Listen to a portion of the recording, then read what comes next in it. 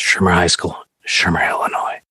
As a parent of teenagers, you think, oh God, what if my kid was in a Saturday detention for 9 hours and shit got real? Like, what would they be saying about me? This could be Anywhere USA, Anytime USA.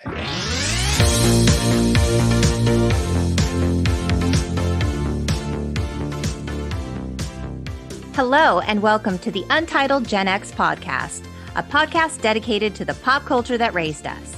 I'm Lori, a writer and pop culture lover who, I'm going to sound like such a dork right now. I can't get over the fact that Kenny Stach, the coolest high school upperclassman the world has ever known, agreed to join me on the pod to discuss the absolute greatest high school film of all time, 1985's The Breakfast Club. But before we get into the detention and universal fear of becoming our parents, I'd like to tell you a little about Kenny.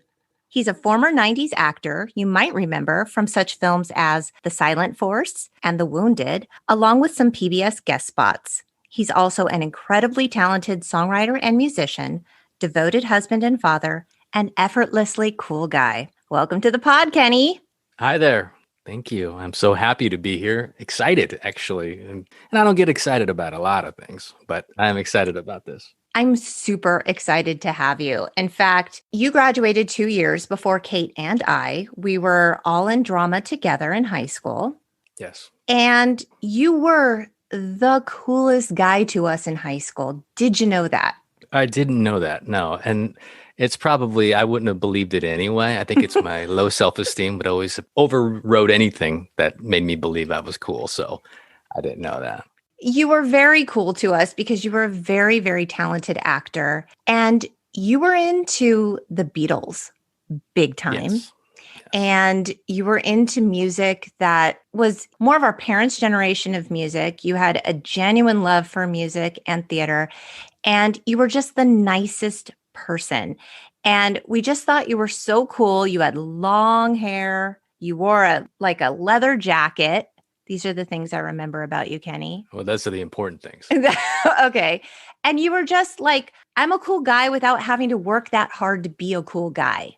Well, thank you. I worked very hard, by the way. No, I didn't work. I don't know. That's not true. But I mean, to your point about the Beatles, though, it's the Beatles are the Beatles, right? You love them and they're amazing. And of course, I was a fan since 6th or 7th grade. So it wasn't really cool to really like the Beatles at that age. I remember getting into some arguments with classmate in class, and she was more of a goth gal, and she was like, "You like the Beatles? They're so dorky. They're so old." And I got in this argument because she was like into The Cure and all that. I love The Cure now. Of course. At the time, I was like, "Wait a minute." My logic was, "Did you know if there was no Beatles, there'd be no Cure?" I'm like, that's what right. Kind of you were defense making that argument.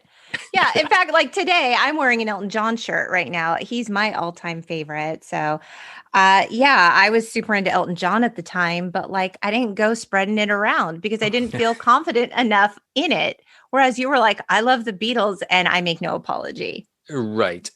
Well, I have to tell you, I dug out my 1992 yearbook to see if you signed it because, I was a sophomore and you were a senior and we were in drama class together. Yes. And you signed it, Kenny, and I would like to read it. I'd like to dissect what you wrote line by line. Do I just listen, or can I defend it, or can I say where? No. It's nothing bad. I mean, thank God. If it was, I wouldn't have brought. Well, maybe I would have brought it up on the pod. It would have been a good pod if it was bad. It would have made for a good pod. Yeah. Okay. So it says, by the way, your penmanship, it's a little like a doctor. I have to say, is it still? And not too long ago, I was looking at my father gave me a bunch of old documents from my elementary class. Always in the comments was my penmanship needed work from the 3rd grade or 2nd grade. My penmanship was really bad. Well, so I have to tell you, I was talking to Pat, Kate's brother, who's going to be on an episode coming up here with me. And I told him, I'm recording an episode with Kenny. And he's like, I was in Gate with Kenny. That was part of my whole thing I was going to explain today was that I remember Pat, or as Patty as I knew him. Patty as you knew him, sure. When he was on your Star Wars episode, which was I had made sure I was anticipating that one when you guys were saying that it was coming up, because I haven't talked to Patty in a long time. He and I met him in 3rd grade, 4th grade, and we didn't cross paths for many years after that. Just kind of maybe we passed in the hallway, but I remember Patty from those days, and I remember him from GATE, the Gifted and Talented Education. Yes. Well, he remembers you too fondly. So he was excited that we were recording this episode, Awesome. and particularly the Breakfast Club. But let me get into what you wrote in my yearbook. Nice being in class with you. Well, thank you, Kenny. I appreciate that. It's very flowery. Yes. We didn't talk much, but that's okay. It is okay because we're talking now. Right. I was already, what was that? Am I apologizing? I was already apologizing by the second sentence. That's okay. That's okay. It's okay. Yeah. You are very nice. I am very nice. And you are cute on stage. Oh, Aw. wow. That's so cute, right?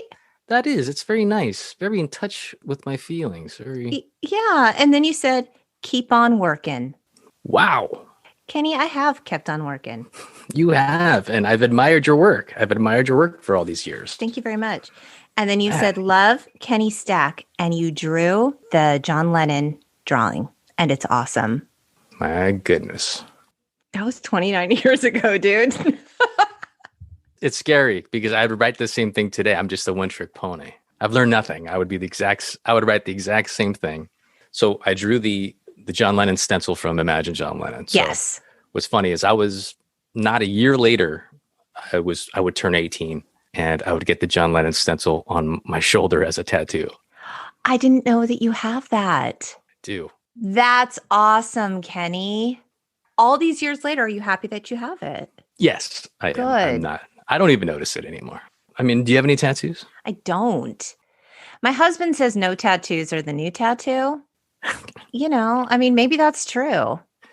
Yeah, I would say I can tell you, and this is very maybe sexist of me, but I've never said, that girl's perfect, except I wish she had more tattoos. Like I've never said that. I've never. Mm-hmm. But some men probably feel differently. Maybe. I'm not saying it's a bad thing. I'm just, I like a tattoo on a female like any other guy, I guess, but it's not a thing. I don't miss it like, Right. Like this is the one thing that's missing. Right. Like, see, personality, she's nice, she's great. No tattoos, no can do. No can do. No tattoo, no can do. Right. That's a meme. Somebody's going to put that as a meme and I'll get It'll credit be us. for it. Timestamp. Yes. Nobody take that. Okay. Let's talk Breakfast Club. I asked you, Kenny, let's do an episode on something that was meaningful to you, some pop culture that really just right in your heart. And you chose the Breakfast Club. And I was so glad that you did because it was perfect. We went to high school together. We could identify with different characters here. So thank you for choosing it because it was a really fun rewatch. I smiled like an idiot the whole time I was watching it. I have it on DVD. So I was watching the 30th anniversary edition, and there was this option where you could watch it with trivia. And I was like, oh, hell yeah, give me that. Like, I'm going to use all that trivia in the pod. And so, yeah, that's what I did. And it was such a fun rewatch. I had watched it maybe about 6 years ago with my son. And at the time, he was like maybe 12 or 13. And he loved it. And he's a hard sell. Even at that age, he loved it. There were a couple scenes I was like, kind of forgot about that. It felt a little awkward and icky watching that with him, but he really loved it. And when we talk about it now, he's like, oh yeah, totally love that movie. Like it's just always been. It's such a part of our history and what it means to be a teenager. And what's so great about it is it just crosses all these generational lines. Like it doesn't even really matter if you were Gen X. I think even a baby boomer could identify with parts of this, and certainly millennials and my son, and the Gen Z. You have a 13-year-old daughter?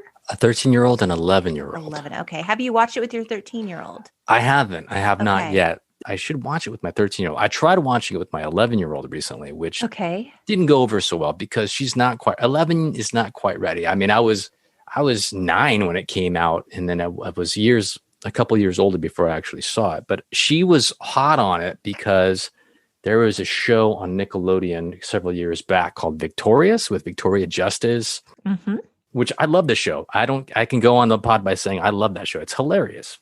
they had a spoof or a parody on it called The Breakfast Bunch, and it had Rob Riggle played the part of Richard Vernon, and the cast of Victorious was on it, and they did an amazing parody. So my 11-year-old was all hot on it, going, I want to watch The Breakfast Club. I want to watch The Breakfast Club. And I said, okay, well, let's watch the movie. And we watched some of it. We started it, and I realized while watching it, and she realized that she got the gauge on it, because again, she's coming in thinking it's going to be somewhat fun and Victorious like, and you realize quickly that it starts to become something else. I mean, the animosity, the aggro sort of behavior between John Bender and Andrew and Claire, it all becomes very sort of... It's heavy. Right. So to answer your question, I haven't seen it. I haven't seen more than that with my 11-year-old, and I have not sat down and watched it with my 13-year-old. But again, those icky parts, and there's very specific parts that you go, oh, that's right. It's going so well. And you go, damn, it goes to this. The first clue is really the R rating. I mean, I'll be honest. I popped it in not thinking twice. I'm like, not that my kid hasn't seen R-rated films. I mean, please, right? My 13-year-old. But I don't know, in talking about, like when Allison was saying how she's a nymphomaniac and all, like, I was like, it was just one of those sort of awkward kind of situations. Like, let's impregnate the prom queen. Yeah. And that's like 13 minutes in. So it's like, it's not even, it's quick. It is. And it's, and then you go, don't forget the whole virgin. It's like, they were very obsessed with the virginity. With virginity. Thing. Sure. So obsessed with that. And that's, I can remember at that age, because it's the same time. It's, you somehow, I don't know if it's because you are by nature or because movies like that are telling you to be concerned about it. I don't know. But I remember being concerned. Like, it's not cool. I don't know. And it goes, and maybe I'm jumping ahead, but yeah, there's a whole scene where it's like, oh, it's okay for a guy to be a virgin. Like, it's like they're all shocked. Like, what? Like, my God, like you can, like a guy has some sort of dominion, whether or not he is or not. There's no female involved in that part of it. But right. I digress. Exactly. Right. He says, I decided I didn't want to be a virgin anymore. It's like, right. Right. Somebody that's has to. That's how that works. Yeah. Yeah, that's how that works. Okay, well, the film was released on February 15th, 1985, to a little tiny $1 million budget. Crazy. I mean, I don't even know how a film this fantastic was made on $1 million. I mean, the set was simple enough. We'll get into that. But it ended up making $5.1 million on the opening weekend, and it has since made $51.5 million in the box office. It's amazing. This film was written and directed by John Hughes, who wrote the original draft in a weekend. Like, oh, hey, I have an idea. I'm just going to sit down and whip this thing out real quick. It's amazing. It's amazing. But, John Hughes, what a treasure. Yeah. He had written and or directed so many of our favorite movies. Kenny, I'm talking Mr. Mom, 16 Candles, European Vacation, Weird Science, Ferris Bueller, Pretty in Pink, Some Kind of Wonderful. He really got like the teenage part of this right, didn't he? It's amazing. 100%. It's astounding, like how tapped in he was to the teenage psyche. And sadly, John Hughes passed away in 2009. Yeah. So we no longer have him. Of all those movies you just named, what would be, obviously Breakfast Club is number one, but yes, what would be your number two? Boy, that's really hard. I think I'm going to have to say Some Kind of Wonderful. Oh my goodness. What's yours? That's mine. What's your pick? It is? Yeah, that's mine. I thought you would have said Ferris Bueller. I love Ferris Bueller, but the thing about Ferris Bueller is he's just so popular, and he's just, yeah. And you go, yeah, I get it. And like, as a guy, you make one of two decisions when you're watching movies. You go, I either want to be like him or I am like him. And with Ferris Bueller, I guess I was a little more, I want to be like him. But I guess Eric Stoltz's character in Some Kind of Wonderful resonated more with me. Why was that one yours? I just love the story so much. And I just loved the earnest quality of Eric Stoltz's character. His name escapes me at the moment. And it's sort of like in the same vein as like a Lloyd Dobler. It's that guy who really, he's just a good guy who would really treat a woman well, and there's an intensity to it that is romantic if you like a guy. It's a little creepy if you don't. Right. Yeah, right. Like it could go either way. Yeah. We've all been there. Yeah. Like there's a Some fine of us line. more than others. Right. And I really like Mary Stuart Masterson's character too. But yeah, I just think that it's a very human story and not an uncommon one. Yeah. So have you ever wondered where the title of the Breakfast Club came from? Of course. Okay. Do you know the answer? Because I do. I do not. So the title came from Hughes's business partner's son, who attended a high school where the kids called morning detention the Breakfast Club. Now, there were other titles like in the mix with the screenplay, and rejected ideas include Library Revolution. Yeah, that's not the same. And The Lunch Bunch. They made a good choice. They made an excellent choice. Good call. Good call. Yeah. The Lunch Bunch. That sounds like a Nickelodeon show that comes on somewhere between Blue's Clues. I don't know if Blue's Clues is Nickelodeon, but somewhere between Blue's Clues and I forgot those guys' name. But yeah, The Lunch Bunch. The Lunch Bunch. It sounds like a kid's show. Yeah. Huh. And I don't know if you realize this, but Emilio Estevez, Judd Nelson, and Ali Sheedy went on to play college graduates in St. Elmo's Fire in the very same year, in 1985. Really? Yeah. I have my thoughts about that movie. So I saw that movie a really long time ago, and I only remember bits and pieces. There's a reason that movie doesn't really hold up. It just was such a disappointment. For any St. Elmo's Fire fans out there, I'm sorry, but I just could not get into it. I mean, if I have to see Rob Lowe playing that saxophone, it just didn't resonate with me. It didn't resonate with me. I won't watch it again. If you end up doing a St. Elmo's Fire pod, then I apologize ahead of time. But it's just, if I end up doing St. Elmo's Fire, I don't know that you will be the guest for that episode. You will be the guest for a different episode. I understand that. Okay, should we get into the story? Let's get into it. So we open on a lyric from David Bowie's Changes. Changes. Okay, it says, and these children that you spit on as they try to change their worlds are immune to your consultations. They're quite aware of what they're going through. Thoughts? Yeah, I have thoughts on it. The first time I actually saw Breakfast Club from beginning to end was on network television. So it was the TV edited version circa 1987. Okay. So I'm still young. I'm 12 or whatever I am. And I'm watching it on television with all the curse word edits that you can, the crazy overdubbed curse word edits. Oh, yeah. It's the actual worst. Yeah. Yeah.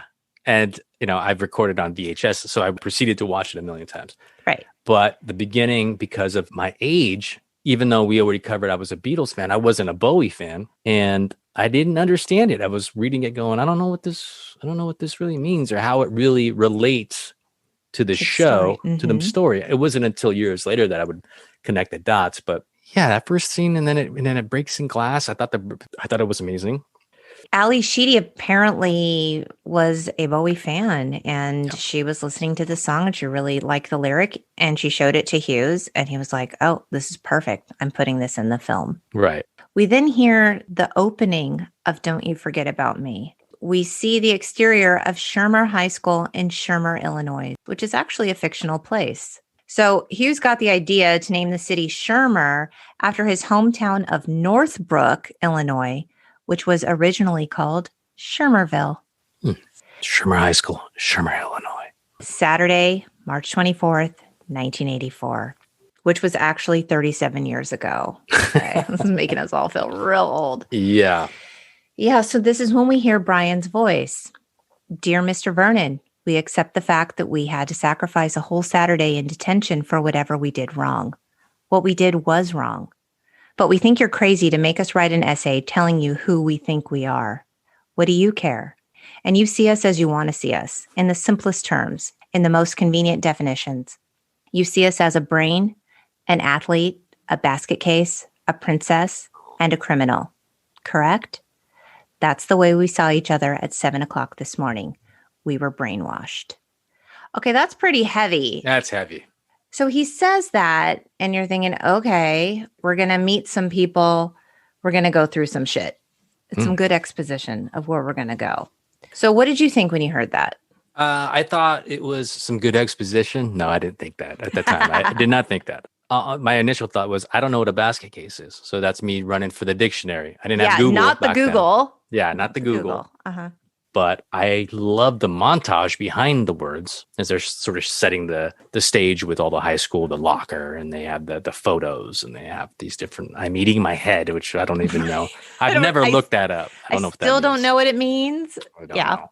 I assume it's something dirty or yeah, bad, it's probably something sexual. I mean, why wouldn't it be, right? It's the 80s. Yeah, it's the 80s. It's high school. So this is when we start to meet our characters. The princess, Claire, played by Molly Ringwald, arrives to detention in a BMW driven by her daddy. We learn that she's there for ditching class because she went shopping, Kenny. She did. She has to pay the fiddler. She does. And when it came to casting for Claire, also considered for the role, Laura Dern, Jodie Foster, who Kate and I on every episode were like, freaking Jodie Foster is apparently up for every single role ever. Right. Ever. And Robin Wright. Oh. Next, we meet the brain, Brian, played by Anthony Michael Hall. He's dropped off by his mom and little sister. And that was his real mom and little sister. That's amazing. Isn't that great? And I love that interchange. They're not actors, to my knowledge, right? Or maybe they are. But I don't think so. And his mom's like, you should be studying during detention. He's like, I don't think that's what we do in detention. Mom, we're not supposed to study. We're supposed to well, you find a way to study, mister. Right. That's what I expect from you. And his sister goes, yeah. Right. So the athlete, Andrew, arrives, played by Emilio Estevez. His dad drops him off. And his dad is, he's that dad. You want to miss a match? That's where Emilio Estevez has that classic line. Yeah, mom already reamed me, all right? Exactly. Okay, this is when we meet John, the criminal, played by Judd Nelson. He walks to school in a trench coat and sunglasses, and he nearly gets hit by the car dropping off Allison, the basket case, because he walks right in front of it. So interestingly, for the casting of John, up for the roles John Cusack, Nicolas Cage, and Emilio Estevez. Interesting. Mm-hmm. I think of the three, Nick Cage I can see. Me too. Yeah, because he seems a little bit on that same sort of vibe. The other two, it's kind of a bending of my mind to see Estevez or John Cusack. I can't really see him. Yeah, and in fact, Judd Nelson auditioned for the role in the same gloves, jacket, boots, and attitude, according to the DVD trivia. Yeah, his outfit is pretty awesome. And I would tell you, I have a story about me in that outfit. What? Yeah. Tell me. So again, I already covered that. I didn't see the movie till years later. Okay. And it was the watered down version. But I will tell you that aside from the anecdotal or slash the rapier-like wit of John Bender, the clothes really resonated with me. Okay. So the year is now I want to say somewhere 88, 89. I'm in 8th grade now. I've got a healthy dose of Breakfast Club for over a year on VHS, the TV Right. version. So like on repeat forever. Yeah. On repeat forever. And because, in school, you go so school starts in September, and then you go that first, I'm going to call it the semester because I believe it's a semester. Okay. You go September to December, then you go on Christmas break, right? Yep. So you go from before school, start of school clothing rush, at least I did. I don't know if everybody did, where your parents bought you, some clothes. So I had this skater look that spilled over from 7th grade. But then over Christmas vacation, between Christmas and it's all Christmas clothes, I went from Quicksilver pants and, Pal Peralta t-shirts to baggy pants with leather boots and flannel shirts, leather jacket. Yeah.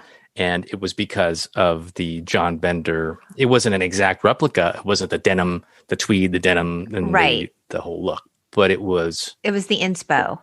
It was the is it the inspo? It's the inspo behind the look, yeah.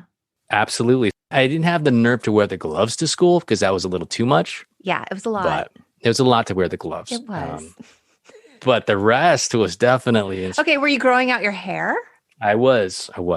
Now, did you have that what was that? Was it like a bandana around his ankle? What was the story with that?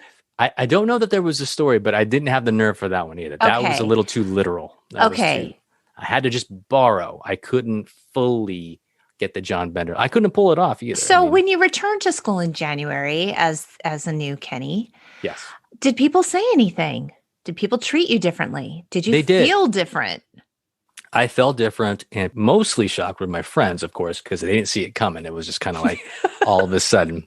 But I think in the same breath, it made sense because it wasn't like I was trying to be something I wasn't. I was always I was pretty transparent that I was a fan. I mean, you couldn't escape it.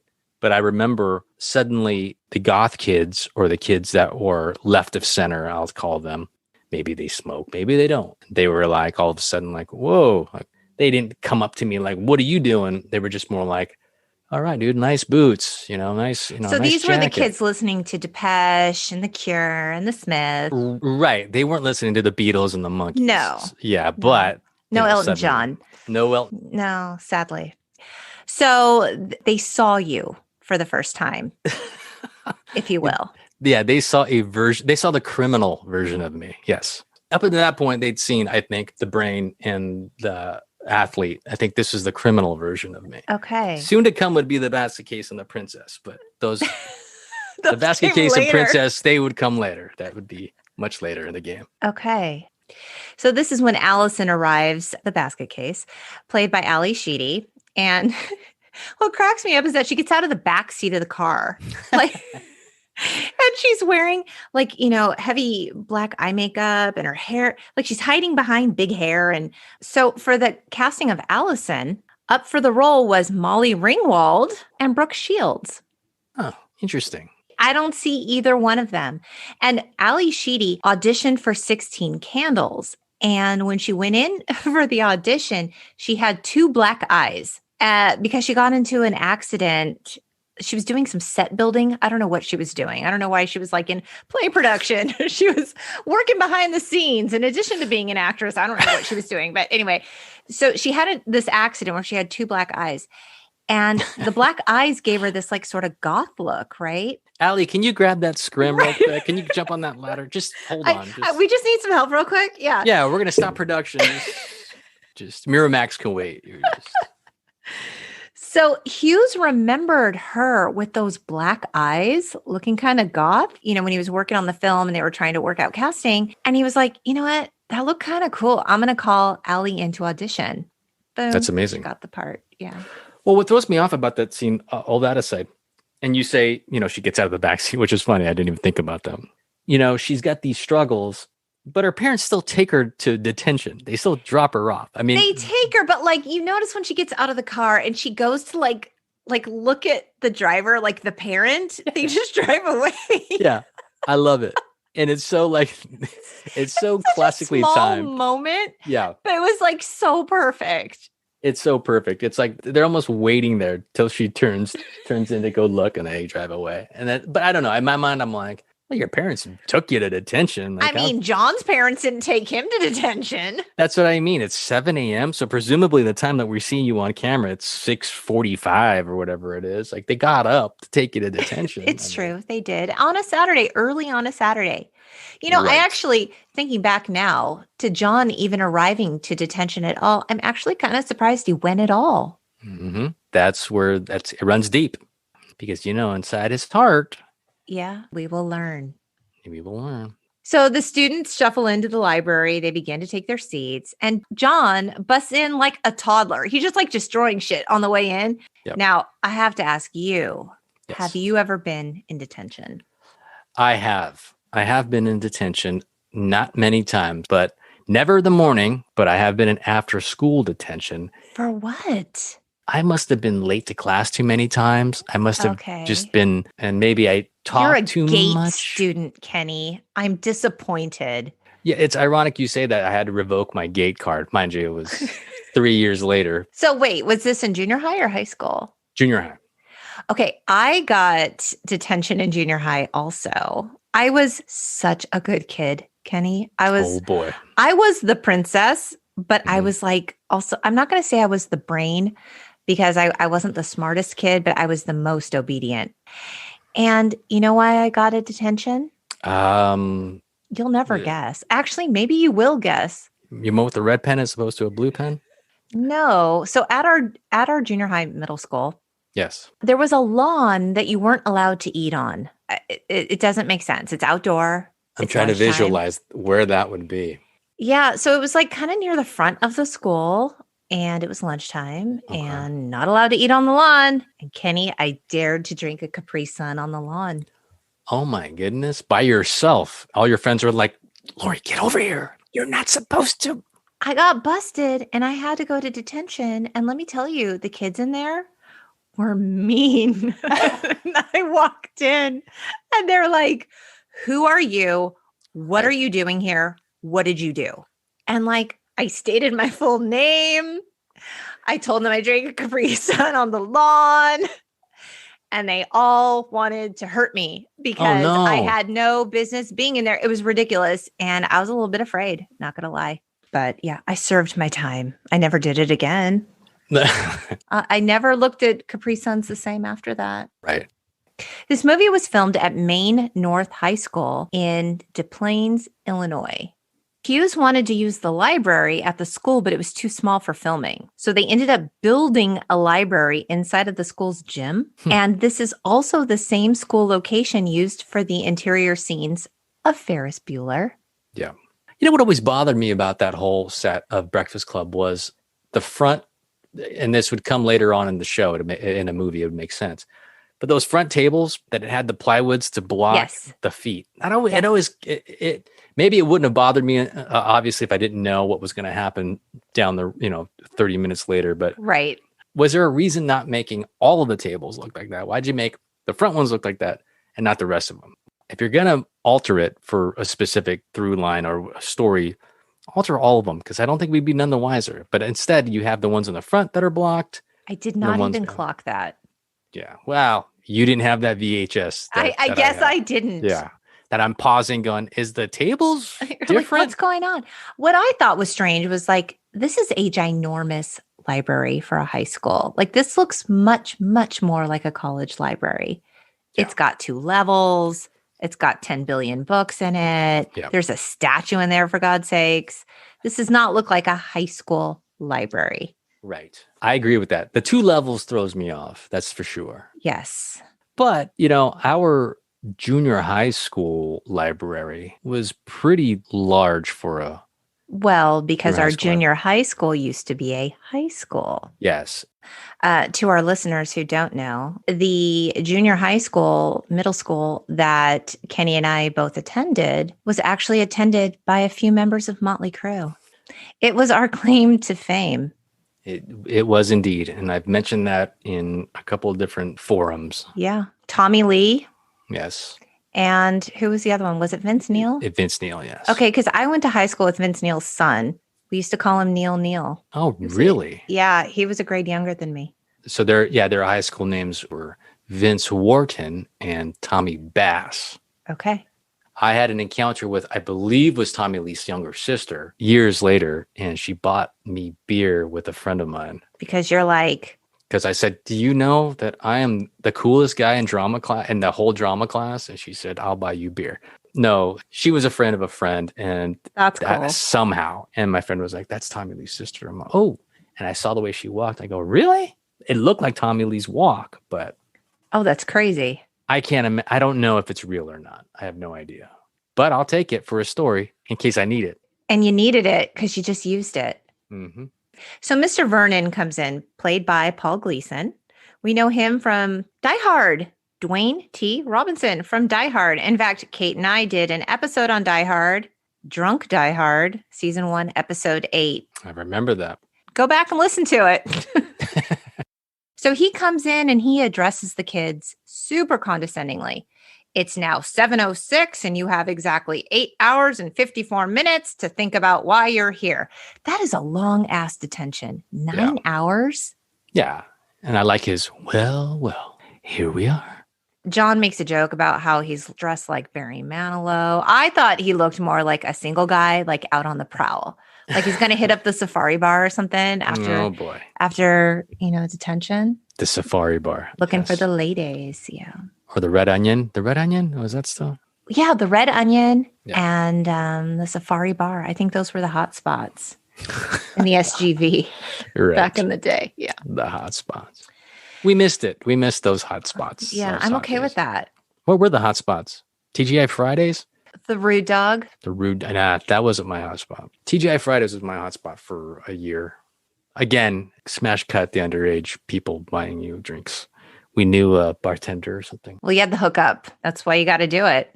It's either a famous rock star sister or some random waitress and bartender at a restaurant. At a TGI Fridays. At TGI Fridays. You're just... Well, and also they didn't really do a lot of ID checking back in the day. It was pretty easy. Yeah. So we all have our fake ID stories. But I digress. Okay, so Mr. Vernon tells the kids, don't talk, don't move from your seat, don't sleep. And then he gives them, the assignment. You each have to write a 1,000-word essay describing who you think you are. Okay, so Mr. Vernon's office is across the hall. He doesn't want any monkey business.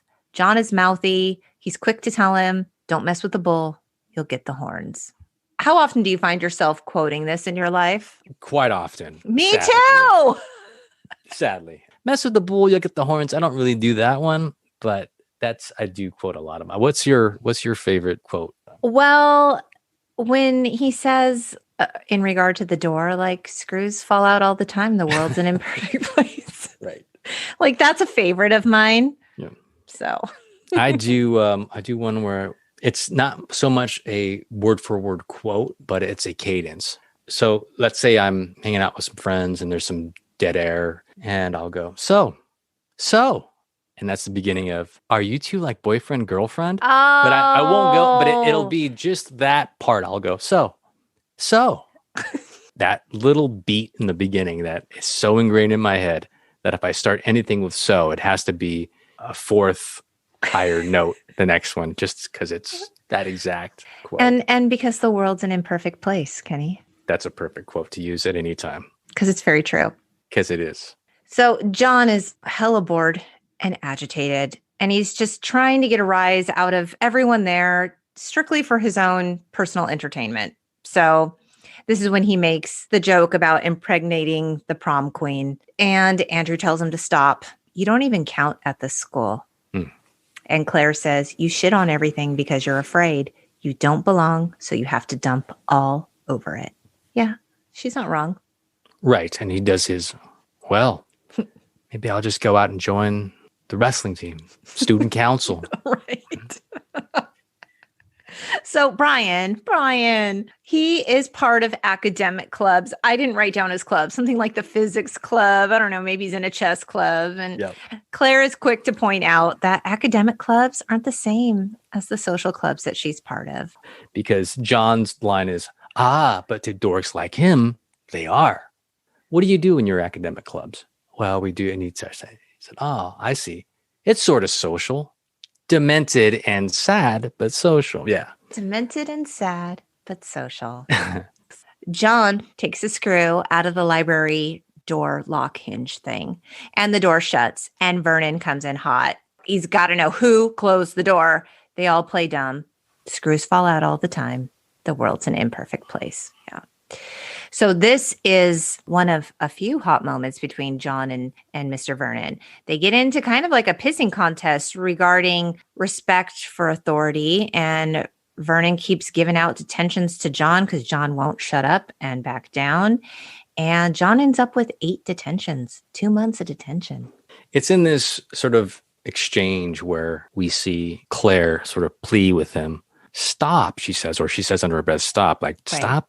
And he's like confused and he keeps going, I think, for 1 or 2 more after she says that. But I think this is one of the many scenes where you see them sort of go back and forth, not just Claire and John, but the group of them. Like for 13 seconds, they'll be all against John. And then for the next 2 minutes, it'll be Andrew and John on the same side against Claire. They switch sides so frequently. It's almost confusing. It's very much like a play, but it's very much, I think, a microcosm of what maybe high school can be like. It's like 1 second you're in alliance with one group of people, and then the next second it changes and it goes back and forth because all of a sudden you see Claire have this compassion for John and his standing up to authority for what seems to be no real good reason, but she has this compassion for him. She's like, stop. And he can't. No. It begs the question of like, does he have anything to do on Saturdays? Yeah, maybe he just wants to belong and be with whomever is there.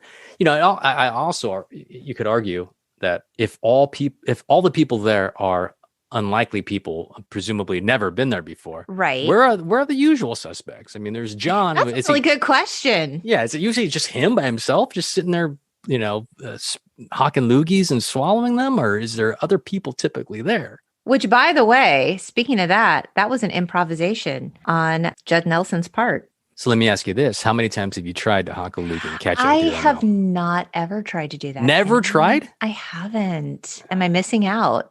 It's just colder coming back in than so just gross. when it leaves. Yeah, it's definitely colder. But I would say before it's all said and done, I'd say you got to try it. I mean, really? Yeah, you have to. I really don't. I've made it this far. I think I'm doing all right. Yeah, maybe you don't have to.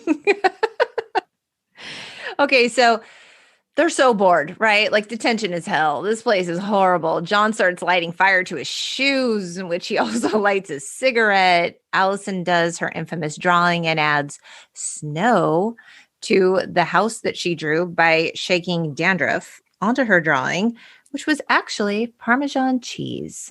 Mm. Yeah. John is ripping books and rearranging the card catalogs. Which I thought was amazing. That was hilarious. It's so subtle. He's just talking and he's just shuffling them, right? Yeah, you have to think, you go, what the hell's he doing? And then you go, oh my God, he's mixing the frigging catalog. Kids today would have no idea what he was doing. But here is where we see the first hint of flirtation between Claire and John. When he mispronounces Moliere. Mm-hmm. I just mispronounced it. See how I just did that? Moliere. Yep. And she corrects him. Here's a little bit of trivia. The Chicago Public Library donated over 10,000 books for this film. Wow. Just so John could, rip a bunch of pages out of them. Well, I can say that the whole Moliere bit. So you can imagine for a kid that's watching it for the TV version, it's a little confusing. And he says Mole. the movie line is Mole really pumps my nads. I think that's okay. Name. But the TV version was Mole really blows my mind. And because it's overdubbed, it gets all screwed up when Claire corrects him and then plays that classical music for like that 3 seconds. And it was very flirtatious. And it was like, oh, okay, there's something here. Yeah. Okay. So this is where the kids start revealing a little bit about themselves as they begin to slowly die of boredom. And Claire says her parents are on the verge of divorce. She doesn't think they give a shit about her. They're basically using her to get back at each other. And this is when John tells Claire that she has a fat girl's name and tells her she's going to get fat when she gets older. She flips him off. He's surprised. And sensing she's not as much of a goody two-shoes, maybe as he thought she was, he begins to interrogate her on her sexual history. Dudes, don't do this. Like, it's not funny. It's not okay. It's not funny. I don't know why it was funny then, but it's such a strong theme. It is a strong theme. And I think what it is John gives zero fucks, honestly. And he wants to know. So he's just going to ask. He doesn't care how it comes off. He doesn't care who he's offending. He just wants to know. Well, now, do you find back in the 80s and maybe the early 90s, was there not a preoccupation with this whole topic? Or I feel like it was. Like people asking you personally, or just in your like adolescent consciousness, always thinking like, who's a virgin, who isn't? Right. It's a little bit of both. Okay. I have stories of both. I don't know. I'm sure, yes, obviously there was. And, Kate and I don't know if you listened to it. We did the episode on when Brenda and Dylan have sex for the first time on 90210. Of course I lived that. I was jealous I wasn't on that one because that was so a huge fun. episode. It was such a good episode. Not the actual episode, like the podcast episode. Thank you very much. Yeah, it was really good. And so the whole like who's doing it, who isn't. Oh, these people have been, in a relationship for a long time. Oh my God, they've been together 3 months. Do you think they're doing it? Like there was a lot of that in high school. And I think we used to talk pretty openly about it. I'm trying to think, like even in mixed groups. I think that was pretty general conversation, but the interrogation was really aggressive. And I mean, it's a total dick move. I think even at that time, if I was being questioned in that way, I would have just shut down. I would have reacted very much like Claire. There was a lot of shaming / embarrassment about it. I mean, it sounds like you had a healthy dose of it. I don't know, because like Allison says later to Claire when she asks her, are you a virgin? If you say yes, you're a prude. If you say no, you're a slut. Or are you just a tease? Right. It's like these are your three choices. Which one do you want to be? True. There was a shift where young kids had more of, it didn't appear to be so intense, like such a focus on it. I felt like back in the 80s, there was such a focus on it. I liken it to the Disney Channel and cable and the internet. There was so much out there for kids for their age range that they didn't have to subject themselves to this hurry up and grow up. Kids of the 80s, we were just caught in between being an adolescent and being a grown-up, and we all were just trying to grow up as quickly as possible, which included sex, which included whatever, drugs and whatever it was. I think kids nowadays, they have a place to be and they feel like they belong. I'm not saying there's not outcasts, and I'm not saying they don't have struggles, but I just feel like that sex talk is not as weird and shameful as it maybe was in the 80s. I think a lot of the teen comedy or even just general films for teens they really bordered on raunchy, a lot of them in the 80s. And it was just kind of like the culture of filmmaking back then. And so I think what John Hughes and even Cameron Crowe did that was so great was that they developed their characters enough that they were more well-rounded. It's like sex is a part of it, but like, let's talk about it. Let's have a dialogue about it and what that means. There's more nuance to these things than just having sex or not having sex. There's the feelings that are involved in it. It's what does it mean for the person that you are if you make these choices? What does society think about you? Are you really ready? I think what's so beautiful about their films is that they kind of delve into those questions without making them seem like lessons. Yeah, absolutely. I mean, I think what I'm overlooking is that in the totality of an hour and a half movie, it was probably 4.5 minutes dedicated to it, maybe 5. It's barely anything. We have this scene and you mentioned the Allison scene and where she was talking. Really? I mean, it's maybe 5 minutes. Again, there's a Brian scene with the whole Grand Canyon or Niagara Falls, rather. Yes.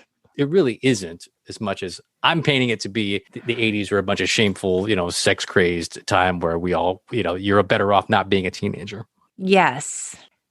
Andrew doesn't like the way John's talking to Claire. He demands that he leave her alone. He wrestles John to the ground. This is when John pulls a knife, which was actually Judd Nelson's personal knife, and he stabs it into a chair. Right. We meet Carl, once Shermer's Man of the Year student turned janitor. Which is overlooked if you don't pay attention to the first 2 minutes of the movie. Yes, that's pan 2 in the beginning. Yes. Amazing. I didn't catch that again until maybe my 40th time in 1987. You're like, wait a minute, there's Carl. I had to press rewind on my VHS and go, what? Was that Carl? That's Carl. And Rick Moranis was originally cast in the role, but he had creative differences with Hughes over the character. Yeah, Rick Moranis would have made it a little too. I think he wanted to like play him with like a Russian accent. Like it was a very like character driven, vision that he had. And I think Hughes thought like this is a little bit overpowering for. It would have taken it a different direction. Yeah.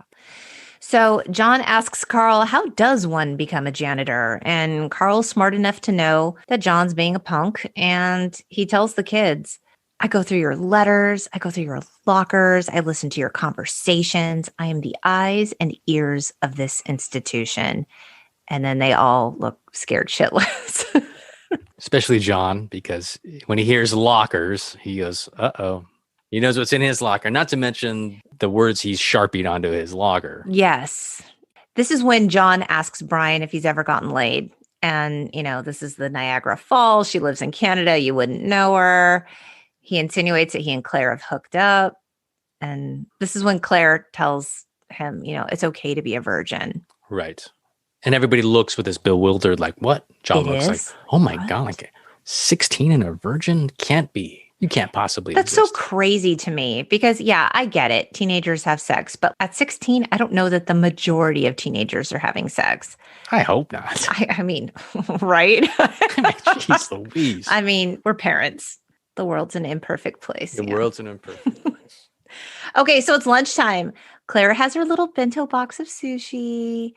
Andrew has the entire grocery store. That is a lot of food. That cracked me up. I mean, like, I get it. You're an athlete. You're a wrestler. But like... But I mean, going back to the whole sushi thing, it's funny. It's like the year is 1984 when they shot it. Right. So I know that the sushi thing is like exotic and like, it's like crazy. So what did you used to bring to lunch? Or were you one of those kids that went to the cafeteria? If you're asking high school specific, I went to the cafeteria because in high school there was, and I know you know, but for the sake of the pod, there was the front where you'd buy your sorted hamburgers and whatever, and people would wait in line. And then you go inside the cafeteria. Then if you make that first stop for where food is served, you get some more of the same. Now it's a different line. There's a further place where you can get food. It was like this last door before you left, like the south end exit. And if you got into that line, you wouldn't get your sorted hamburgers. You get like these, what they called pork bellies, which was chips and chili. And they had these different, maybe fish. And there was a salad bar on that side too. What? Yeah, there was a salad bar. And a lot of teachers were eating over there. If you were lucky enough to get over there and then you were into different types of food, you can go over there and you can eat. And that's where I would prefer to go because I didn't like to wait in line and everybody else was waiting in those lines. I got to tell you, Kenny, I never one time ate cafeteria food. And it was because I didn't know how it worked. Oh. Can I admit that on the pod? That is the stupidest thing in the world. Some kids had a card. Where'd you get the card? How do you do it? So your lunches were sushi bento boxes or what was your lunch? You know, when I was like a sophomore, my lunch of choice from the vending machine, the chocolate Hostess donuts, the little tiny ones, and a wild cherry Pepsi. And let me tell you what, I ate that every single day. You were in good company. So disgusting. That's amazing. The sugar rush must have been amazing. It's really not. Did you dip the donuts I did not. into the cherry? No, I didn't. And by the time we could drive, we went to Del Taco for lunch because they allowed smoking inside. Yes. Ooh, it was one of the inside. Places. Inside, you could smoke and eat your Del Taco. Wow, who's the criminal now? I wasn't actually smoking. My friends were smoking, but I did drive them there. But yeah, it's pretty gross. So no, I was not bringing bento boxes. Okay, so Allison has a sandwich with that gross olive loaf meat. She tosses it out of the sandwich and throws it onto the statue. And she's like, I'm going to make my own sandwich, which consists of white and wheat bread, pixie sticks, butter, and Captain Crunch cereal. It's time to be fully transparent. How many times have you had that sandwich? I mean, 0, but I did drink a wild cherry Pepsi and some chocolate donuts. Yeah. True. That's a sugar rush comparable. Pretty gross. So you made the sandwich? Yeah. I think I substituted the pixie sticks with probably just sugar. Ah. So how was it? Not great, but not bad. But you don't walk away going, I had a nutritious meal and I'm ready to take on the day. Right. Unlike Brian's nutritious meal, which John mocks and makes fun of Brian's perfect family life. So this is when Brian's like, oh yeah, well, like, what about your family? And this is when John does an impression of his father. You stupid, worthless, no good, goddamn freeloading son of a bitch. R word, because I'm not going to say it. Big mouth, know-it-all asshole jerk. And then he motions a smack and yells, fuck you. And there's abuse. And Andrew doesn't believe it until John shows him the scar of a cigarette burn on his arm. Thoughts? Yeah. First thought is Judd Nelson does a great job on that scene. Yeah, does an amazing job. You don't believe me? No, I don't. No, you don't? The way he delivers that line, it's quotable. Mm-hmm. It is intense, and you go from laughing at the impression to suddenly really sad in like 2 seconds. And it's the classic line, you don't believe me? He said, no, did I stutter? Classic line, which we've all used a million times. And then that's when he walks up with this cigar and he said, it looks like it's the size of a cigar burn. Do I stutter? Right. And it was kind of that mocking back and forth. The scene that happens right after that, because John blows up about it. And Claire says, you shouldn't have said that. And Andrew says remorsefully, like, well, how'd I know? He lies about everything anyways. Right. Again, it's that it shows the characters are now, they can be adversaries one moment and then they're really close friends the next moment, which almost leads you to believe like they know each other. And they do, because they kind of know each other, but it's almost this high school clique. Everybody's got to be in this clique. And when it comes down to brass tacks, they are friends, but then they have to pretend they're not. And right. It's this whole, what are your thoughts on that whole? I mean, I just thought now we better understand John. We know there's a reason for all of this aggression and hostility. And I mean, he's just so clearly jealous of what he thinks everyone else has that he doesn't. And, as we learn more about the characters and they share their stories, we learn that nobody has it perfect. But I think we can all agree that John probably has it the worst. So it's critical to the story in that John doesn't show himself to be really very human very often in this or vulnerable. And this is the first time that he lets down his guard. You get the impression that he's perhaps never told anybody this before.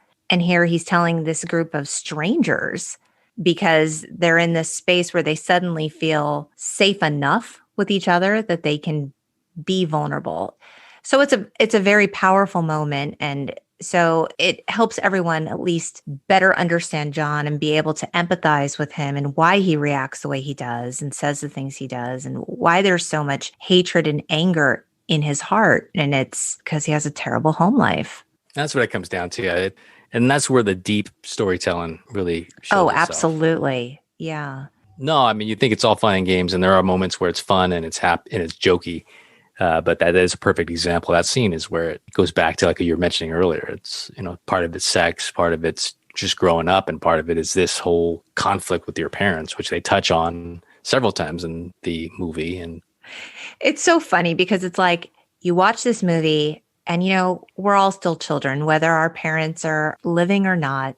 We are always our parents' children. And you watch this and you're like, I empathize with these teenagers. Like, I feel this in a really big way.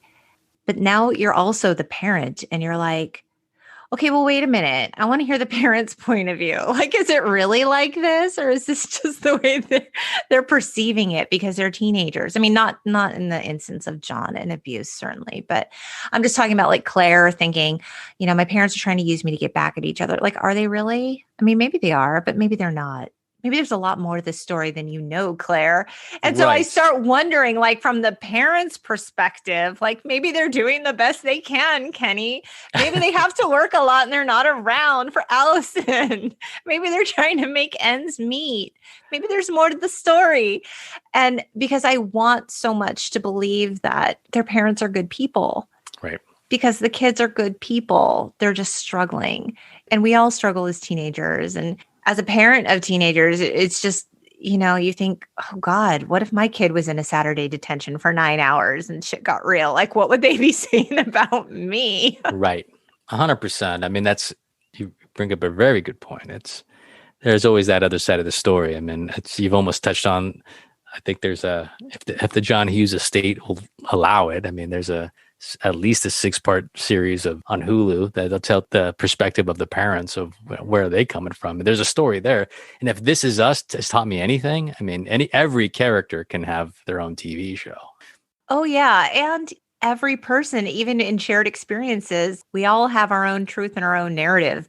So we all experience the same situations differently. So I don't know. I want to believe that they have great and loving and caring parents, but maybe they didn't because it was the 80s and who the fuck cares, Kenny? It was a different time.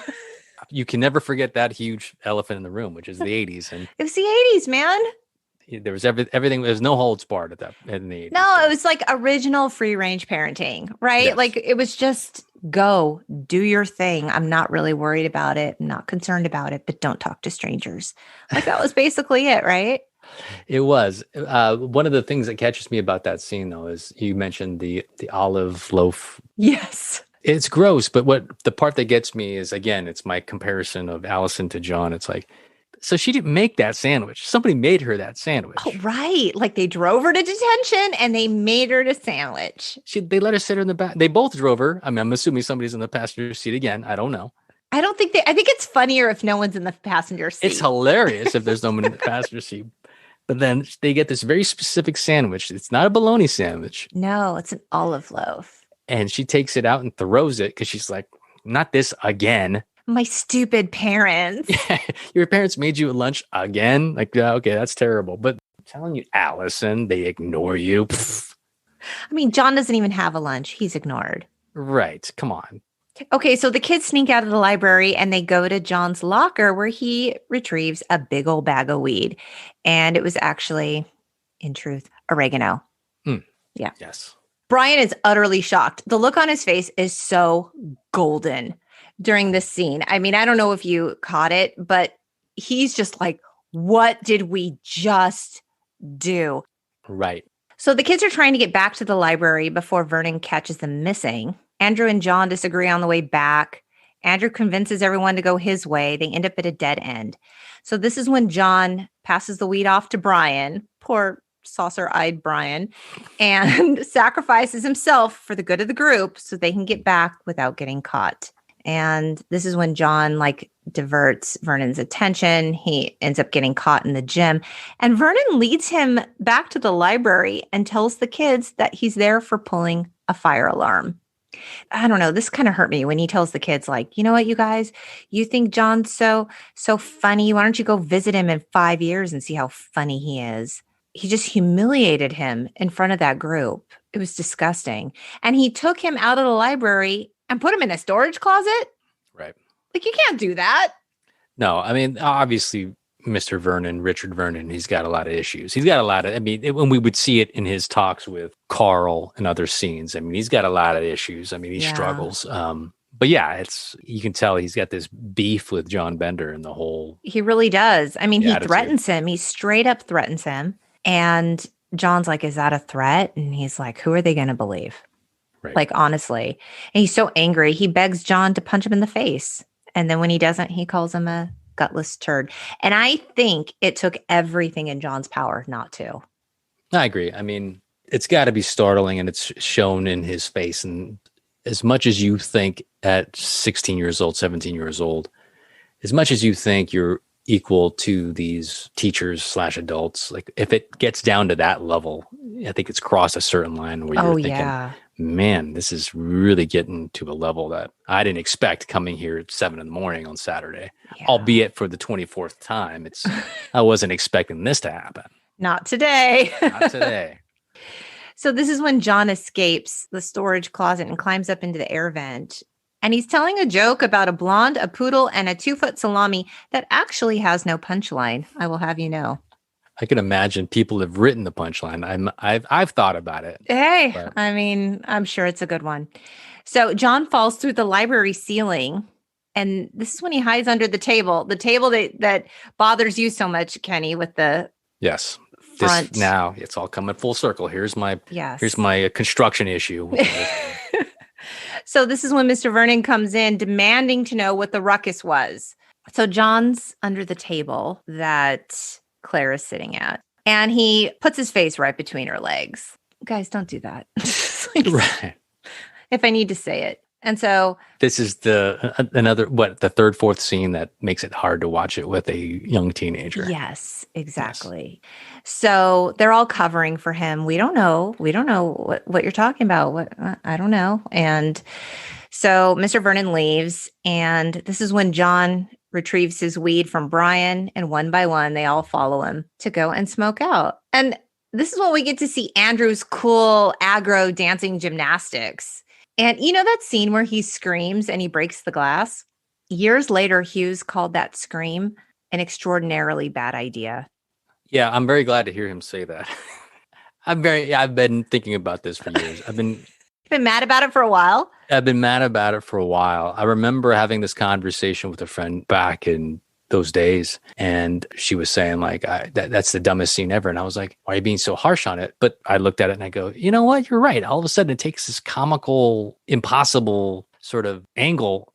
Although, they are stoned at the time. So maybe that's sort of part of it. Like maybe it didn't really break. They just thought it broke. Like I'm trying to take it from a surreal sort of perspective, but it's not like it was so high pitched that it would have broken the glass. Like, right. But I'm glad to hear him say that now. And I think had he not had that, like, would it have suffered? Absolutely not. yeah, Had they not had that glass breaking scene, it wouldn't be like, oh, I love the scene, but something's missing. Like she's everything, but where's the tattoo? It never would have come up, You would just move on. Well, I was thinking, like, was this supposed to be the connection to the beginning title card with the Bowie quote that shatters? Wow. Was this the moment? Is that what that was? Wow. Blow my mind with that thought. That's real deep. Yeah, I try, Kenny. That's amazing. Yeah, I don't know. But like, if it is, they can relate it to this is the moment that they are quite aware of what they don't need your consultations and they're quite aware of what they're going through. And now through the storytelling that we've reached at that point, now it's like we realize whether they realize it or not, they are aware of what they're going through. They're very aware with they are. Their parents' situation and what they're thinking. That was the only thing I could figure. But hey, Hughes called it a bad idea. And, I'm inclined to agree. Yeah. This is when Carl catches Mr. Vernon in the basement reading the confidential employee files and demands $50 for his silence. So back in the library, the kids are going through each other's stuff. Allison has a shit ton of stuff. She calls her home life unsatisfying and reveals that she wants to run away to someplace better. And this is when Allison reveals that her parents ignore her by taking her to Saturday detention and making her a lunch. Olive loaf. Yeah. Oh, Allison. Yeah. Right. And really, whose home life isn't unsatisfying when you're a teenager? Everything sucks when you're a teenager. Your parents are the stupidest. Right. I mean, please. Our kids don't think that, Kenny, but like. Right. No, our kids accepted, but yes. Mr. Vernon tells Carl that he thinks that the kids today are just getting worse. And he's afraid for the day that they're in charge. And I wrote, ha, ha, ha, sucka. Yeah. So, yeah, I mean, I think every generation kind of thinks that, right? Absolutely. They call Allison, basically the basket case. And it's clear. I mean, she has some issues. She tells the kids this whole story about how she's a nymphomaniac. She had sex with her married shrink. This is the conversation with Claire. Have you ever done it? Are you a tease? And Claire finally admits, yes, I'm a virgin. And Allison says, yeah, me too. I'm not a nymphomaniac. I'm a compulsive liar because that's better. Right. Yeah, I think about it. I go, Allison really is just that. Honestly, I think she's making things more than what they are. I mean, it seems like she's dramatic, and I don't want to, make fun of anyone that's ever felt other or misunderstood, because God knows, like, isn't that the hallmark of being a teenager? But it doesn't really seem like you don't get a clear picture with Allison as to really why she's the way that she is. To your point, like if Allison's going through what she's going through, I don't want to say, buck up and pull yourself up. But Kenny, our parents would have. Yeah, of course. It's easy for me to say, Allison, like eat your olive loaf bread and write in your Cutlass Sierra, whatever it was, and just be grateful. It's easy for me to say that, but like write in your journal and listen to, the Smiths. It'll all be okay. Maybe they could have developed her backstory a little better so that we could have understood her a little bit more. Right. Andrew admits that he taped a kid's butt cheeks together because he thought his dad would get a kick out of it, but he doesn't feel really good about doing that. And he feels really bad about the humiliation that he caused this kid.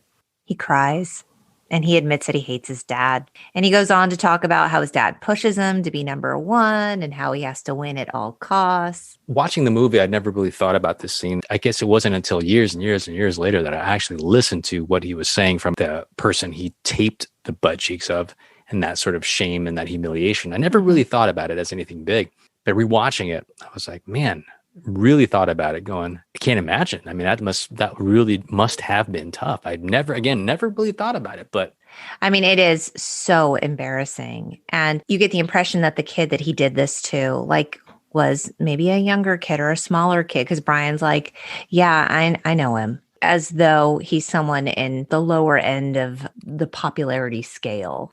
And that exists. I mean, I know stories For of, sure. not at that level of physical taping of butt cheeks, but I have stories of people throwing sodas on people that were, left of center. And just because, I don't look back and say, I'm sad and ashamed of myself for not doing more, but I just remember going like, dude, don't do that. Like, Not cool. what's the point? I know.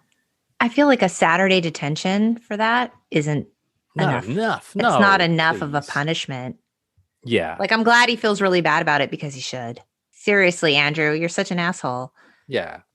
So Brian says, I can relate because it's like me and my grades. He failed shop class. He's so ashamed. He was so devastated by this blow to his GPA that did he bring a flare gun to school? Is that what he said? He brought a flare gun. Yeah. And so that's why he's in detention. The flare gun detail is what causes people to laugh because it is kind of, if you know what a flare gun is. Right. This is when they move on to their weird talents. Claire shows the gang that she can apply lipstick by holding the lipstick between her boobs. John makes fun of her for it. So apparently, Judd Nelson was a real method actor. He stayed in character throughout filming so much that it began to cause problems for Molly Ringwald. He was relentless in his teasing. And it was getting so bad that it angered Hughes. Molly told the New York Times in an interview, John was extremely protective of me and it just infuriated him. And he almost fired him. And we all banded together and really talked John out of firing Judd. I think there's so many stories, not only because of method acting, but there's a line one could draw about method acting, especially in your 20s. I mean, I know that it's just relevant, not to make it about my earlier quote unquote career in acting, but hey, you get on set and you're just like, you want to do that kind of behavior. You're 22, you're 21 or whatever it is. Judd Nelson was 23, 24. Yeah. Yeah. And it's that time you get all this energy. You're so hyped up about it. You go a little extreme, and why not? And I respect it to some degree. I mean, we all know James Dean was a method actor. We know Marlon Brando was, and they were all in their 20s, and it could be a little eccentric. I think even sure. Christian Bale's the same way. I mean, he gets a little bit sideways. Is it necessary? Who knows? I don't know. I can't say. I mean, there's obviously brilliant actors that don't do that, but I could see that. I could see it being problematic for her. 100%. I can see easily slipping into that in those two characters. Like, if he's wisecracking as much as he is, it'd be hard to stop wisecracking if it's just constant. Yeah, and when you consider that so many of the because John Hughes apparently really let the characters improvise. He let them kind of have a lot of freedom in their roles, and a lot of the very best parts of John were improvised by Judd Nelson. So when you think, okay, so he's really razor sharp. He's quick-witted. He can really get under your skin. He has that quality about him. If he's really this guy off the set, it's a lot to handle day in and day out. It would get exhausting. And I agree. And I think it's that thing where, and you deal with it in life, whether it's raising your kids or maybe people who work for you, you want to harness their energy because you like their energy and you like it's something that they're doing. At the same time, you want to discipline them and you don't want to put them in a box, but you want to make sure they have guardrails. It's kind of like, when is too much, too much? Like, I find myself disciplining my kids going, am I disciplining too much where it's hindering the spirit of what they're trying to do? Yes, I was just going to say that. You don't want to break their spirit, but at the same time, ugh. Yeah, it's that careful balance. Like, you just do the best you can. The world's in a perfect place. The world's an imperfect place. So John tells Claire she has everything and he has nothing. And he makes fun of her for her diamond earrings that she probably got for Christmas, when we learn all he got was a carton of cigarettes. And he makes her cry. This is when Andrew dares to ask the question, Kenny, the age-old question. Are we going to be like our parents? And Allison says it's unavoidable. It just happens. When you grow up, your heart dies. Brilliant. Do you think when you grow up, your heart dies? I do. Oh, God. Let's say. I was expecting you to be like, no, Lori, let me tell you all the reasons why that doesn't happen. No, I think there's a truth in it, obviously. There's a truth in, I think everything we were talking about. You become a little more practical, pragmatic than you were. And there's a bit of that sort of energy that if you compare it to the energy you had when you were young versus the energy you have now, let's say, and you compare the two to determine whether or not your heart has died. It's like 100% there's a difference, which I can equate to. If I were to be so harsh, I'd say my heart died compared to what it was. If you compare it to what it was, but it's one of those things where you can't constantly compare, because then you can say, I gained X, Y, Z. It called for losing some of this sort of other version. Heart dies is strong, obviously, but I think the longer you live in the world, in the real world, there's a level of cynicism that creeps in. There's a lot of disappointment and there's a lot of compromise that comes with growing up and supporting a family and securing a future and having a 401k. And there's such a disconnect between how you thought it was going to be and the reality of it that, it feels like a little part of your spirit dies. And it's not necessarily a bad thing. I liken it to if I were still wearing, my Bad Boy Club t-shirt, 2 sizes too small, and driving a lifted truck in the effort to not have my heart die or my spirit die, then we all know people like that, holding on. At almost 50 years old, at what cost are you trying for your heart to not die? I mean, at what cost? And there's beauty in being able to navigate with all those responsibilities and still have heart. I say your heart dies, just that version of your heart there's some of that's going to die. You're not going to smoke cigarettes and Del Taco anymore. No, sorry. You're not, because they don't allow it. Exactly. The world's an imperfect place. The world's an imperfect place, and no more Del Beef burritos for you. Yes, no more. No, now you have to worry about cholesterol too. So there's that. Exactly. Brian asks, are we all going to be friends come Monday? Claire says no.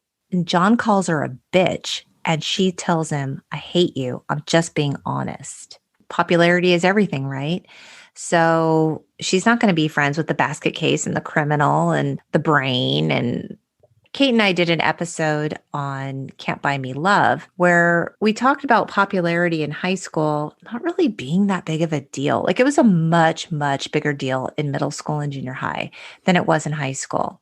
It's a weird thing to consider that you can only be friends with this small, narrow group of people who look like you. Did you find in high school, like you could be friends with anybody? It didn't matter. Oh, totally. I mean, it wasn't a big deal, right? It really wasn't. I mean, again, I didn't feel like I was unpopular or popular. I just felt like I was hanging out with my friends. If I went through my yearbook and I know some of the people because they had senior most, and some of the people, like I had no idea who they were. Like, who are these people? Like, I was like, what? How'd they get the votes? Yeah. My point being is there's a whole thing going on with popular people and unpopular, but like nobody really knows or cares, right? I don't think that anybody. I don't think so either, but it's really sad because Brian's like, I consider you guys my friends. And like, they've had all these hours together. They've shared their most intimate secrets. They've been brutally honest with each other. They've experienced this whole range of human emotion in this time. And they're probably closer to each other on this day, in this moment, than they have been with any of their friends ever. Yes. And so to think that they would go to school on Monday and just ignore each other is so sad. I was thinking about this. I liken it to this weird microcosm and there's these classes where you have this person that you sit next to, maybe because it's your last name and they go by alphabetical order. But for that hour in that class, you guys are best friends. You don't talk about like my parents, this and that, but you guys are best friends. You guys joke and everything is cool. But as soon as the bell rings, you go outside. It's like, you don't ever talk you say bye and that's it. Like you don't talk to them again and you go back to your quote unquote real life or whatever that is. So I can see that's kind of a microcosm to it. I can see it happening where in that detention, you can bond with people. And I mean, maybe as we see at the end, the way it all unfolds, maybe they are in their lives, each other's lives more than they thought they were going to be. Yeah. So we find out that Allison is in detention because she didn't have anything better to do. And they all laugh. But really, Kenny, we're not laughing because her parents got up early in the morning and they took her to detention and she didn't even have to go. She should have walked. I was on the fence about whether or not Allison was the most hated character in this movie when I started this podcast, but I'm slowly believing that she is. Yeah. I mean, I think we can all agree.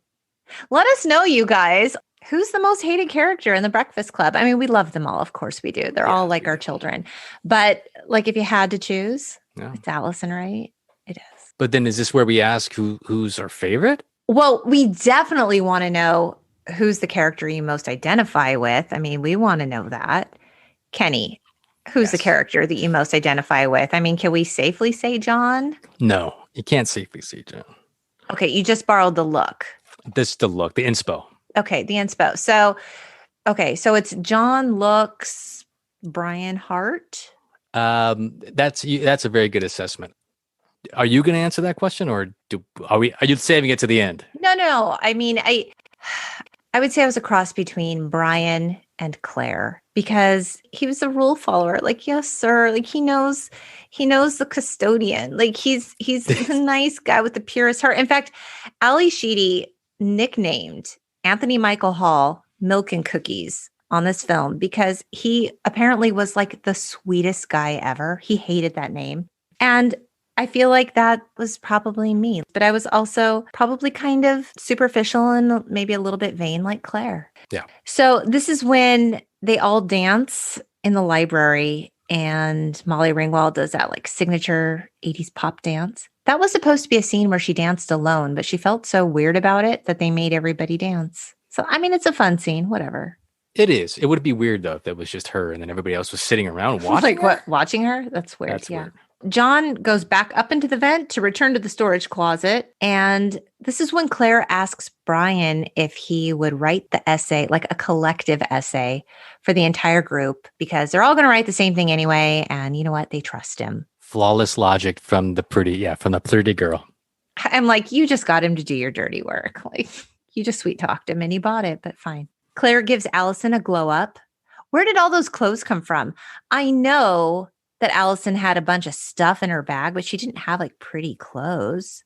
But I didn't see the change of Contempo Casuals clothes inside that bag. I didn't see that either. Neither. I was like, that totally came from like a clothes time. Clothes time. Clothes time. That's the one.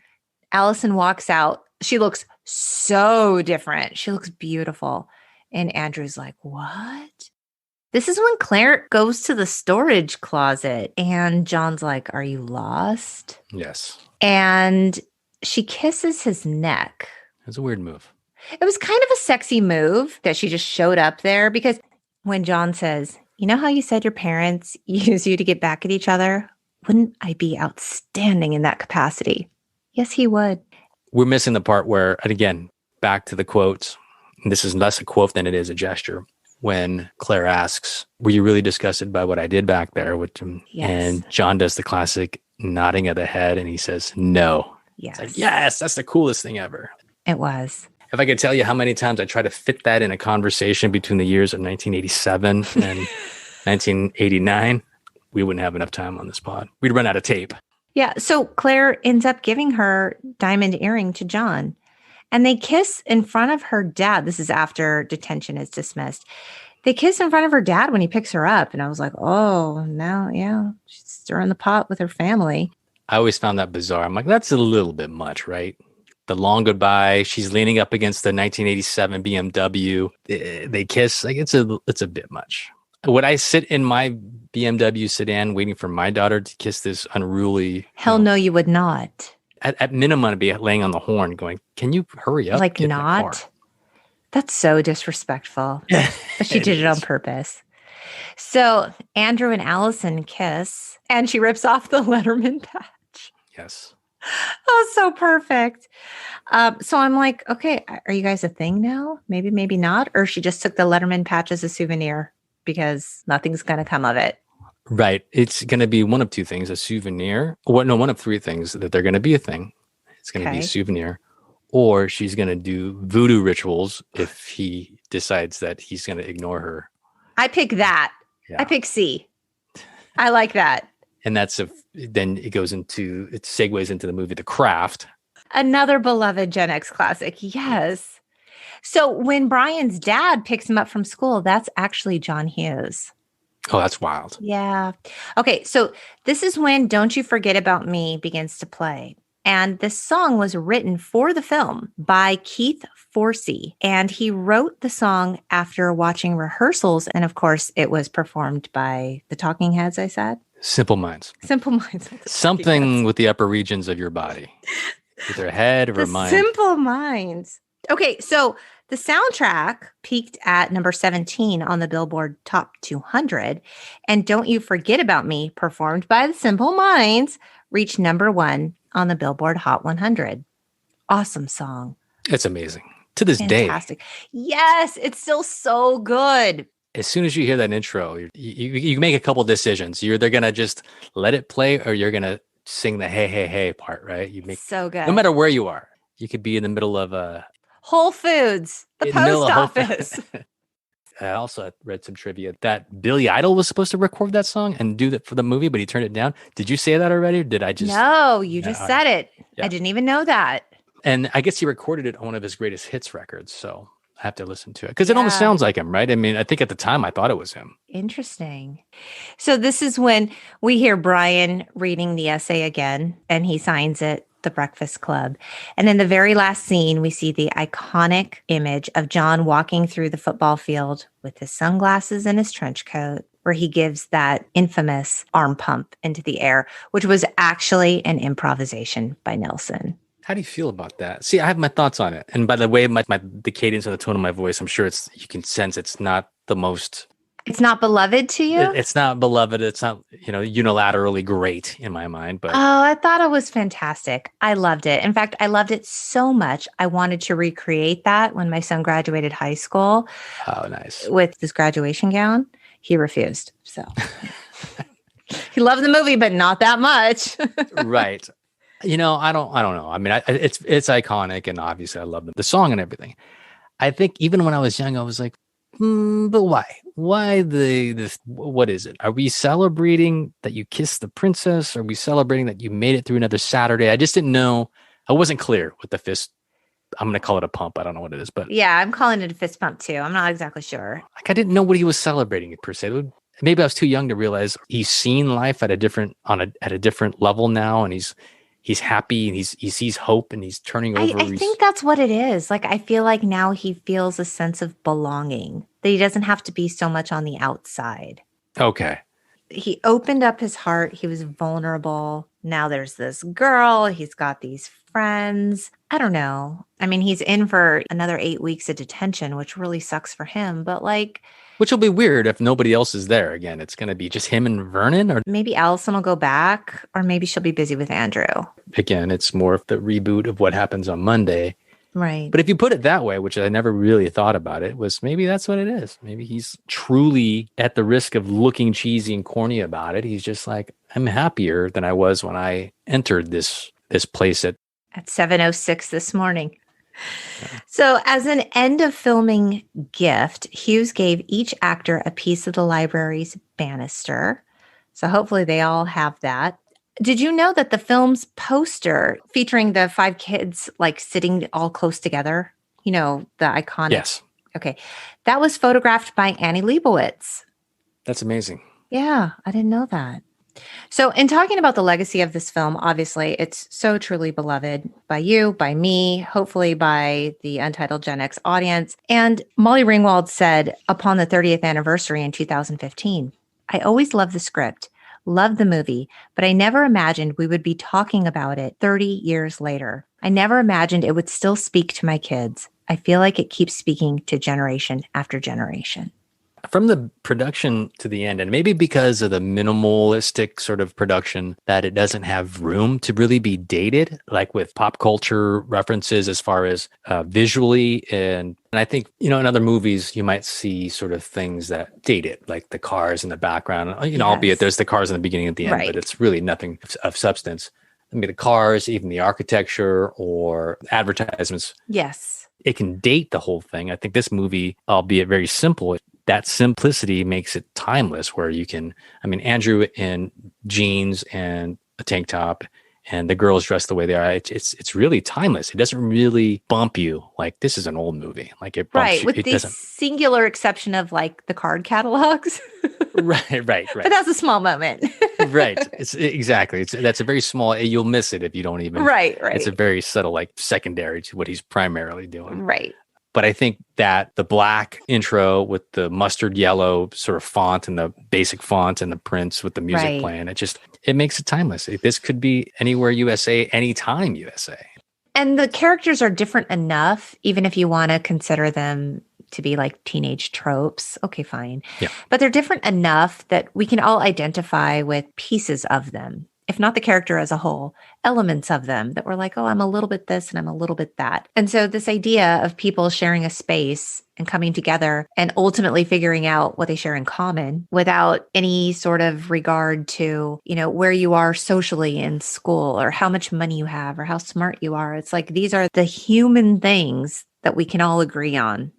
It's a beautiful theme and it's a wonderful reminder. And I think that's what makes this so timeless. At the heart of it is that it's a lesson that we kind of need to be reminded of. And it made a really big and lasting impression, obviously in pop culture, but also in how we tell teenage stories. I found an article in The Atlantic called The Emotional Legacy of the Breakfast Club, and it was written by David Sims. And he suggested that this film really paved the way for films like Stand By Me, Dead Poet Society, Say Anything, School Ties. And it even suggested, it says, even the more artsy hits of the early 90s, like Dazed and Confused, and yes, Boys in the Hood, feel loosely connected to the character-driven origins of the Breakfast Club. That approach eventually filtered into television, with high school dramas like My So-Called Life becoming the standard bearer for emotionally mature storytelling. Wow. Yeah. Thank you, John Hughes. Absolutely. And it's totally true. I mean, the legacy is amazing when you really line it out that way with those titles and those TV shows. You can't help but see it. Maybe you don't think of it, but when you say it out loud, you go, man, I can see it. It's amazing. Any last thoughts on The Breakfast Club? I think it's an amazing show, movie. No, this is an amazing show, and I feel very happy, proud, excited to be on it. Honestly, I am so excited that you took the time. I can't believe all these years later, we're still connected on social media. It's amazing. It is. Like in the time of The Breakfast Club, you were an upperclassman. That would have been it. All I would have had to remember you by is my little, yearbook inscription. That would have been all that I had from you. And now look at us. We're podcasting together. Hopefully not the last time. You were an awesome guest, and I'll definitely be asking you to come back.